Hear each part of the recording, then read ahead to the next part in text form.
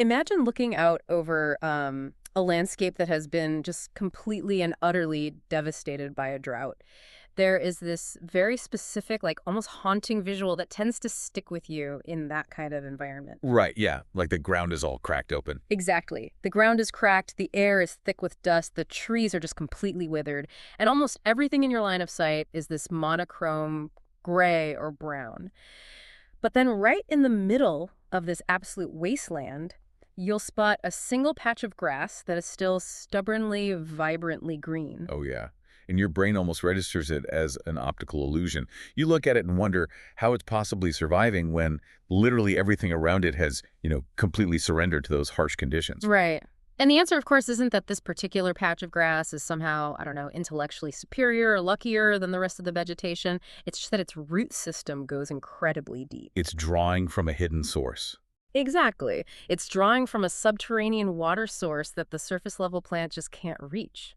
And while welcome to today's deep dive, our mission today is to explore a fascinating philosophical text that uses that exact metaphor. It's a really powerful image. It is. It's from October 2022, written by an author named Suifeng, and it's titled Being a Human, Knowledge Too.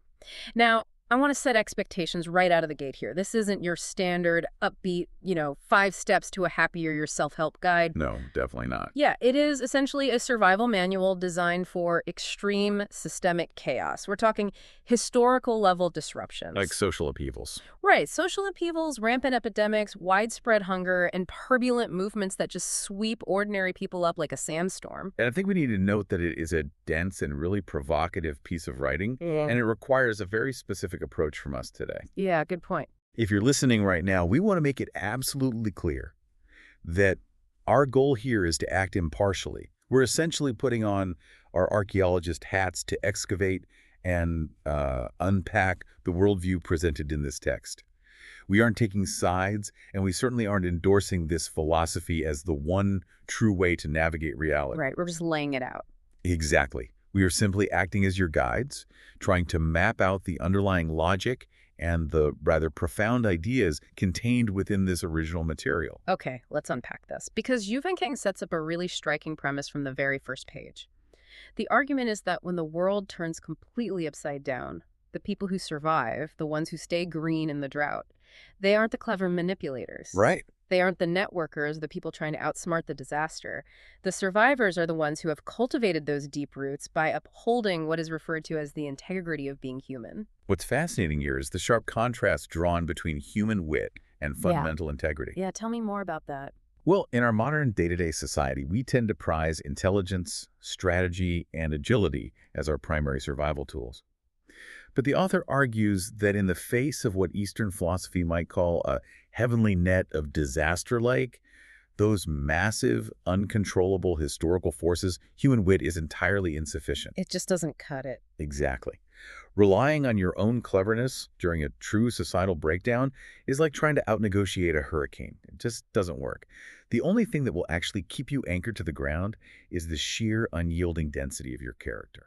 And if you've ever felt swept up in the exhausting, 24/7 cycle of global crises, if you've ever felt like you're just adrift in the latest catastrophe, today we are looking at the 18 specific rules from this text on exactly how to build that deep root system. 18 rules, yeah. And counterintuitively, to plant those survival roots, the first step isn't about acquiring new skills. It's about completely stripping away our arrogance, specifically our absolute obsession with judging the world around us. Which is an incredibly tall order. I mean, human beings are fundamental categorization machines. We're evolutionarily wired to label things instantly. Right. We need to sort things. Yeah, we wanted to look at a situation or a person and immediately drop them into a box. Good or bad, friend or foe, right or wrong. Oh, absolutely. We love the boxes. We live for the boxes. But Okay. here's where it gets really interesting. The text argues, and this is rule 1, that we must entirely abandon the urge to define others or judge their merits and faults. Completely abandon it. Yeah, and the reasoning goes way beyond just being polite or, practicing good manners. Xu Feng argues that human cognition is effectively microscopic when compared to the vastness of the universe. We are basically looking at a grand, multidimensional cosmic play through a tiny, distorted keyhole. A cosmic keyhole, right? Right. And when we arrogantly try to define others based on our incredibly limited data set, we not only look foolish, but we risk making massive conceptual errors that generate toxic friction in our own lives. The text claims that only the natural order, or the Tao, has the full context required to truly judge. That is the ultimate form of epistemic humility. It's the profound realization of your own ignorance. It's looking at a complex human being and admitting, I simply do not have the cosmic data required to render a verdict here. Yeah, exactly. And I want to connect this internal humility to how we consume information, because the text makes a very provocative point about hearsay, which is Rule 2. Oh, this part is wild. It is. It warns that in chaotic times, times when society is fracturing, when right and wrong seem inverted, when up is down, you have to aggressively question unverified information. And what caught my eye is that it specifically says you must question this information even if it's being blasted out by official channels or by recognized experts. Precisely. It forces you to realize that during a societal storm, the crowd's reaction is fundamentally broken. Well, the person being publicly dragged through the mud, the one everyone is currently attacking, might actually be the most noble person in the room holding onto their integrity. Meanwhile, the figure being universally praised and glorified by the mob might be the most wicked. The volume of the applause or the intensity of the condemnation is not a reliable metric for truth. No, wait a second. I have to push back on this, or at least, play devil's advocate for a moment. Sure, go for it. The philosophy says we should be highly skeptical of experts and official narratives, but then almost in the same breath, I think it's Rule 7, it demands that we strictly respect science, respect facts, and respect logic. Right, Rule 7. So how do we square that circle? How do we balance a deep skepticism of experts with a profound respect for science when the experts are the ones supposedly delivering the science to us? That is the critical tension in how we process information today, isn't it? But there is a very subtle, brilliant distinction being made here. Science, facts, and logic are objective methods. They are rigorous processes of arriving at the truth through testing and observation. Experts and officials, on the other hand, are human beings. They are inherently fallible vessels. They can be corrupted by money, they can be blinded by their own ego, or they can simply be swept up in the very same chaotic emotional sandstorm as the rest of the public. Ah, I see. So it's about decoupling the methodology from the messenger. Exactly. Respecting science means respecting the cold, hard process of finding truth. Blindly believing an expert just because they have a title without verifying the logic yourself is just outsourcing your critical thinking to an authority figure. That makes a lot of sense. And the text provides very practical guardrails for this. Rule 14 demands absolute baseline honesty. It insists you must never fabricate false facts to win an argument, no matter the context. No fake facts. Right. And beautifully, it pairs this with Rule 17, which is the necessity of admitting ignorance. If you don't understand something, just say, I don't understand. Simple as that. Yeah. If you pretend to grasp a complex situation just to save face or look smart, you invite mockery, you invite trouble, and you completely violate that core tenet of humility we just talked about. It's like wearing a heavy, elaborate mask that you inevitably have to spend all your daily energy trying to keep from slipping. That's a great analogy. And this refusal to judge, this commitment to staying in your own lane, extends directly into how we view other people's personal lives, too. Right. Rule 15. Yes, Rule 15. The text specifically addresses consensual private matters, particularly romantic or private entanglements between men and women. It strongly warns against standing on some manufactured moral high ground and joining the crowd to gossip or judge them. Stay out of it, basically. Yeah, it essentially boils down to mind your own business, cultivate good speech, and avoid poisoning your own mind by obsessing over the private lives of others. Because, again, passing judgment on the consensual private lives of others is just another exercise in sheer arrogance. It's pretending you have the full psychological context of another human being's relationship when you absolutely don't. By letting go of the need to play judge and jury, you protect your own internal landscape from the chaotic turbulence of the crowd. Which brings up a really crucial transition. Okay, so abandoning judgment protects our internal minds. We find some peace.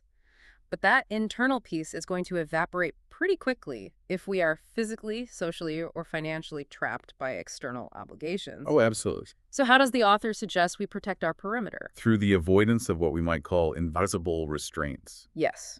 The text uses this incredible phrase when talking about Rule 5, which covers favors or debts of gratitude. It calls them ropes that bind. Ropes that bind. It's so visceral. It suggests that once you owe someone a significant favor, you are functionally trapped for life. When I read this, I immediately thought of the psychology behind those predatory lifetime subscription services we see everywhere now. Oh, you mean like the free trials? You know the ones. You accept a seemingly free trial, which is the favor, but the hidden terms and conditions dictate that they get to automatically deduct emotional, social, or financial currency from your account forever. And there is no cancellation button. Once you accept that massive favor, you surrender a massive piece of your future autonomy. This raises an important question, though. It's the social contract of reciprocity, weaponized against you. This philosophy forces us to ask a really hard question about how we define independence. We usually think of independence as just paying rent and buying our own groceries. All right, the basics. But the author is pointing toward a much deeper, almost spiritual independence. And you see this applied directly to financial boundaries with Rule 4. The text explicitly warns against borrowing money and is brutally strict about avoiding debt for the sake of consumption. If you go into debt just to buy things to look good to the crowd, you are actively tying the rope around your own wrists. That makes sense for money, but the text goes further into emotional entanglements, which I found much harder to digest. Rule 13 has a strong warning against tying yourself to a bandwagon just because someone is pitiable. The trap of misguided pity. Yeah. This is where the philosophy gets very pragmatic. Right. And I struggled with this at first because it sounds a bit cold. Like, shouldn't we help people? It does sound harsh. But the distinction it makes is crucial. You can have compassion. You absolutely can and should help people. But tying your own fate, your own fundamental survival roots to someone else's simply because you pity their situation compromises your structural integrity. It's the difference between throwing someone a life preserver from the deck of a stable ship versus tying the rope around your own waist and jumping into the freezing water with them. Wow. Yeah. True compassion requires you to maintain your footing. If you let pity override your logic, you just end up getting dragged down into a current you never chose to enter, and now two people are drowning instead of one. So what does this all mean? Let's look at the big picture of these boundaries. If we are supposed to avoid financial debts, refuse massive favors, avoid judging people, and steer clear of the pity bandwagon, how do we actually navigate society? It's a good question. If I'm listening to this, I might be thinking, do I just need to isolate myself in a cabin in the woods? It can sound isolationist, but it's really not about hiding in a cave. It's about avoiding the intoxicating and usually destructive gravity of the crowd. It's about maintaining a pristine, independent orbit. The author specifically warns us in Rule 12 to stay away from popular, fleeting figures. The trendsetters. Right. The logic is pure physics. If you get too close to the heat of the current trend or the it person of the moment, you will inevitably suffer the freezing cold that follows when that trend dissipates or that figure inevitably falls from grace.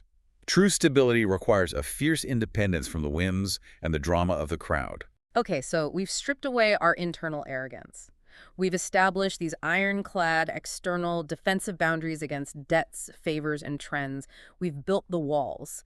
But we still have to wake up and interact with the physical world every day. We can't just stand completely frozen. Right. You still have to live. So how do we move? And that leads us to the final major theme of the text. Moving in harmony with the natural order, what Eastern philosophy broadly refers to as flowing with the Tao. Right. The transition from defensive boundaries to proactive movement. How do we walk through the chaos without triggering a landmine? Well, the very first step is establishing reverence. Rule 3 tells us to revere all life. It obviously warns against harming humans, but it also goes out of its way to single out snakes, turtles, and cranes. And we have to pause and highlight a brilliant paradox in the text right here. In traditional Eastern thought, animals like snakes, turtles, and cranes carry incredibly deep mystical symbolism. They represent longevity, ancient wisdom, or spiritual power. Oh, sure. But right alongside this reverence for the mystical, the author strictly outlaws any bizarre mystical talk or actions. That was Rule 7 again. You are explicitly told not to act like some enlightened guru, not to speak in cryptic riddles, and not to pretend you have magical powers. That juxtaposition is fantastic. It demands a deep, profound reverence for the mystery of the natural world, but absolutely zero tolerance for woo-woo fake mysticism. Exactly. Keep your feet on the ground. It insists that while you must rely on spiritual awareness, it has to be rigorously paired with basic logic and observable facts. It is an incredibly grounded, dirt under the fingernails kind of spirituality. Because it's an insistence on living in actual reality. You respect the mystery of life, but you interact with it using clear, logical, and above all, honest action. And that honesty in action is totally non-negotiable.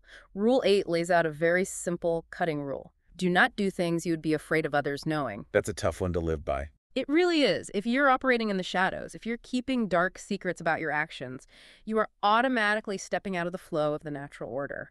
It builds on this in Rule 9 by saying, you cannot exploit legal loopholes, you cannot rely on bribery, and you can't try to cheat the system to get ahead. Because doing so is fighting against the grand arrangements of the Tao. Exactly. Think about the mechanics of why that is. Trying to cheat the system with a bribe or a loophole is just another manifestation of that arrogant human wit we discussed at the beginning. It's a person assuming their tiny keyhole perspective is clever enough to outsmart the cosmic order. But the universe, or the Tao, always balances its books eventually. The blowback is inevitable. Which brings us to my absolute favorite visual in the entire text. It perfectly explains how we should act instead. In Rule 16, the author gives us the ultimate practical advice for flowing with the Tao. Let things progress naturally, like water flowing to form a channel or melons falling when ripe. Melons falling when ripe. It's a flawless metaphor for the physics of inevitable, effortless action. It really is. Think about the actual mechanics of a garden. If you get impatient and try to physically force the melon off the vine before it's ready, what happens? You ruin it. Yeah, you tear the vine, you damage the plant, the fruit itself is bitter and inedible, and you completely ruin the harvest.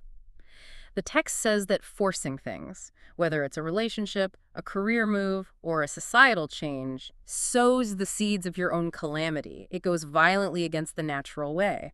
And yet, we have to be careful here because going with the flow is often misinterpreted as just being lazy or flaky. But the author pairs this natural progression with strict, uncompromising personal accountability in Rule 18. Oh, the rule about finishing things. Right. There is a rule that explicitly states you must finish what you start. Whether it's a physical task, a business project, or a relationship with another person, you must bring it to a proper closure.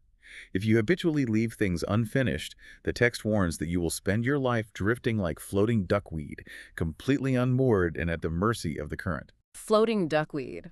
That is the exact opposite of the deeply rooted green grass we pictured at the start of the deep dive. Exactly. To be deeply rooted, you have to follow through. You have to close the loops you open. And on a day-to-day practical level, the text gives us this gem in Rule 10. Do more, chat less. Talk about matters, not people. Focus on the actual work in front of you, not the gossiping crowd. Talk about matters, not people. I love that. And it grounds us even further in Rule 11 by stating we should never attack our homeland, our people, or our ancestors. It's about honoring the soil you grew from, even as you strive to grow higher. If we connect this to the bigger picture, and we synthesize all of these concepts, the profound humility of not judging, the fierce protection of our boundaries, the natural unforced flow of action, they all culminate in one very specific, powerful posture toward life. And what is that posture? It's perfectly captured in Rule 6, which is one of the most striking rules of the text. It states, you can endure humiliation, but do not easily kneel.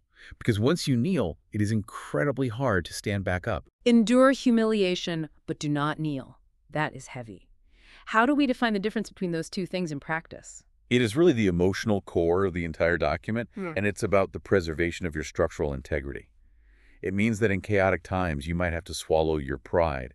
You might be misunderstood by the crowd, mocked by fools, or temporarily defeated by harsh economic circumstances. Right. Maybe you have to take a job you feel is beneath you just to feed your family. That is enduring humiliation, and you can endure that just as a strong tree endures the battering of the wind. It bends. But kneeling, meaning surrendering your core integrity, compromising your fundamental morals, or selling out your honesty to appease the mob or gain favor with an oppressor, that is a spiritual defeat. It is profound humility paired with unbreakable dignity. It's knowing the difference between bending to survive the weather and breaking your own spine to fit in. Precisely. Bending is a temporary tactic. Breaking your integrity is a permanent tragedy. As we pull all these disparate pieces together, Zhuai Feng's final conclusion is incredibly sobering. But honestly, I find it strangely empowering. The text reminds us of a hard truth. The world is never going to be perfectly stable. It never has been. Exactly. We're always going to face changing dynasties, unexpected economic events, and constant rolling crises.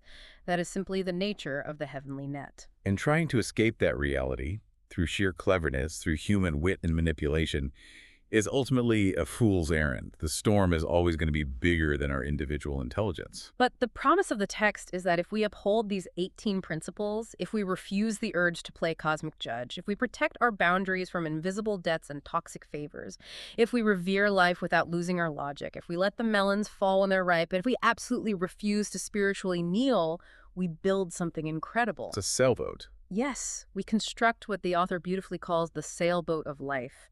And that vessel, forged entirely from human integrity, is the only thing capable of riding out the stormy waves to reach our ideal shores. It's a fundamental shift in perspective. You stop trying to control the massive, chaotic ocean and instead focus entirely on building a boat that cannot be sunk. Exactly. And that brings us to the end of our deep dive today. But before we sign off, if you're listening right now, we want to leave you with a thought to mull over, building on that concept of the natural order we just discussed. The melon metaphor. Right. We talked a lot about how we must never force a situation like pulling an unripe melon from the vine. But here's the challenge for you to consider. If human wit isn't enough, and we must never force an outcome, how do we distinguish between forcing a situation and taking courageous, necessary action? Are we sometimes guilty of mistaking our own passivity, our own fear of making a bold move for just going with the flow? Look at a current lingering challenge in your life right now. Ask yourself honestly, are you trying to rip the unripe melon from the vine, or are you just afraid to put your hands out and catch it when it naturally falls?